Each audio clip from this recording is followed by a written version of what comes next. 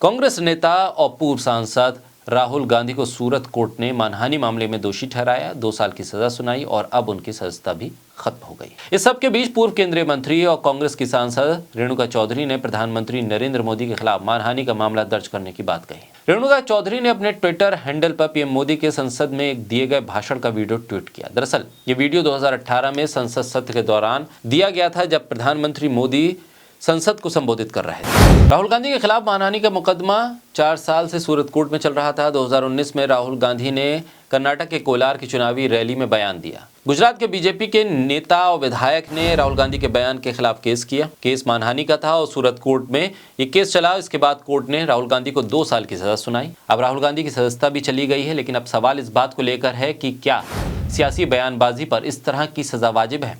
अब जबकि राहुल गांधी की सजा भी रद्द हो गई है, तो क्या पीएम मोदी से लेकर दूसरे बीजेपी के नेताओं के बयान और भाषणों पर भी ऐसी ही नजर रखी जाएगी?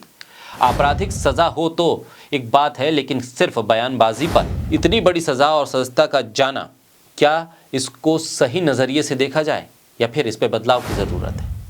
और ऐसे में क्या कांग्रेस अब उस रास्ते पर चल निकली है जहां से वो बीजेपी के हर नेता के बयान और भाषण और ट्वीट पर नजर रखेगी और फिर मुकदमे पर मुकदमे होंगे और सियासत अब कोर्ट में लड़ी जाएगी? बोलता हिंदुस्तान पर मैं हूं आपके साथ मिर्जा शाकिर अली बेग।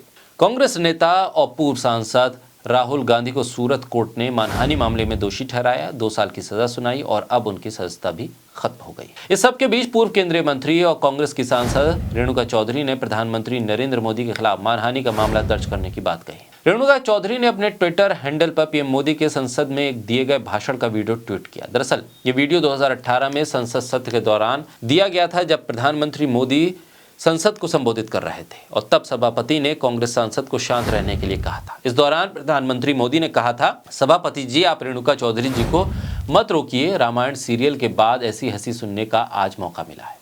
अब इस वीडियो को ट्वीट करते हुए रेणुका चौधरी ने ट्विटर पर लिखा कि पीएम मोदी ने उन्हें संसद में सूपनखा कहकर संबोधित किया था, मैं उनके खिलाफ मानहानि का केस करूंगी। देखते हैं कि कोर्ट कितनी तेजी से काम करता है। लेकिन सवाल यह है कि क्या रेणुका चौधरी को जिस वक्त पीएम मोदी ने बयान दिया तब इस बात की जानकारी नहीं थी कि उनकी मानहानि हुई है? क्या तब उन्होंने कोर्ट में जाने की कोशिश नहीं की? और अब जब राहुल गांधी को सजा का ऐलान हो गया है और उनकी सजा जा चुकी है, तब इस तरह के पुराने मामलों पर मानहानि की बात करने का क्या औचित्य है? ऐसे में कांग्रेस को अपनी रणनीति पर भी सोचना होगा। कांग्रेस के नेताओं को भी अपनी रणनीति पर एक बार मंथन करना होगा कि क्या वो हाथ आए मुद्दों को ऐसे ही जाने देते हैं जैसे कि बीजेपी के नेता हैं, हर मुद्दे पर अपनी और अपनी पार्टी की छवि को जोड़कर उसको एक बड़ा सियासी मुद्दा बनाने में जुट जाते हैं। लेकिन कांग्रेस में यहाँ ये कमी नजर आती है। वहीं कांग्रेस के एक और विधायक हैं जिग्नेश मेवाड़ी, उन्होंने कहा कि पीएम मोदी पर भी धोखाधड़ी का मुकदमा किया जाए। जनता ने 15 लाख के लिए वोट दिया था पर पैसे तो आए नहीं। ये वो बयान है, ये वो मुद्दे हैं जो ट्विटर से लेकर सोशल मीडिया पर छा तो जाते हैं। बहस के दौरान ये मुद्दे सवाल जवाब के नजरिए से तो बेहतर है, लेकिन क्या सही मायनों में इसे कानून के दायरे में लाया जा सकता है या फिर ये सिर्फ बयान बनकर रह जाते हैं? तो क्या सदन के भीतर या बाहर पीएम मोदी समेत बीजेपी के दूसरे नेताओं के बयान पर भी अब कांग्रेस हल्ला बोलने का मन बना चुकी है? क्या बयान उस तरफ संकेत है? गांधी परिवार से लेकर पंडित नेहरू तक पर गलत और भ्रामक पोस्ट करने वाले ट्रोल से लेकर बीजेपी के बड़े बड़े नेताओं पर क्या अब कांग्रेस कानूनी रडार पर उन्हें रखेगी? अब तक कांग्रेस उन्हें खुली छूट क्यों देती आई? ये बड़ा सवाल है।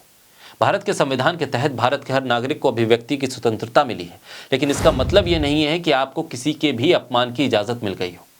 आईपीसी की धारा 499 में मानहानि को डिफाइन किया गया है। इसके मुताबिक अगर बोलकर, लिखकर, पढ़कर, इशारों या तस्वीर के जरिए किसी व्यक्ति की प्रतिष्ठा पर कोई हानि होती है, उसकी मानहानि होती है।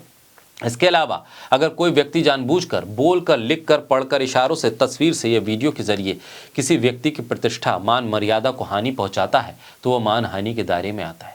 इस धारा में मृतक व्यक्ति की मानहानि का भी जिक्र है। इसके तहत किसी मृत व्यक्ति को भी मानहानि के योग्य माना गया है। मृत व्यक्ति के करीबी रिश्तेदार, नातेदार इसके लिए मुकदमा भी चला सकते हैं। किसी टिप्पणी या शब्दों के जरिए मृत व्यक्ति के सम्मान और प्रतिष्ठा को अगर क्षति पहुंचाई गई है तो मानहानि का मामला बनता है। मानहानि के लिए टिप्पणी या बयान का आपत्तिजनक होना जरूरी है। अब आपत्तिजनक क्या है, इसका फैसला अदालत करेगी। लेकिन क्या गांधी परिवार ने कभी पहले प्रधानमंत्री पंडित जवाहरलाल नेहरू से लेकर इंदिरा गांधी तक पर की गई अभद्र टिप्पणियों और उन पर लगाए गए आरोपों को लेकर कभी मानहानि का कोई मुकदमा किया? सवाल इस बात को लेकर है, जब कानून ने आपको इजाजत दी है तो आपने उसका इस्तेमाल क्यों नहीं किया? ऐसे में अब सवाल उठ रहा है कि क्या सियासी बयानबाजी पर भी इस तरह के मुकदमे होने चाहिए, या फिर इस तरह से सदस्यता रद्द करना किस हद तक जायज़ है?